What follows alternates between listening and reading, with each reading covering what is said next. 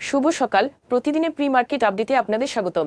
সূচক গতদিন ৭১.৯২ পয়েন্ট বা ১.৫১% বেড়ে ৪,৮৪৭ পয়েন্টে স্থির রয়েছে। এ নিয়ে টানা তৃতীয় দিনের মতো এটি ইতিবাচক ধারা অব্যাহত রাখে।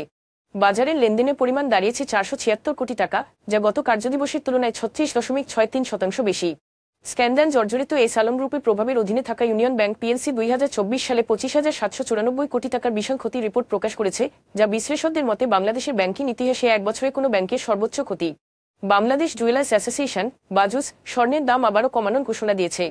ভরি প্রতি স্বর্ণের দাম ১,৩৬৪ টাকা বা ০.৬৫% কমিয়ে পূর্বের ২,০৮,২৭২ টাকা থেকে নতুন দাম নির্ধারণ করা হয়েছে।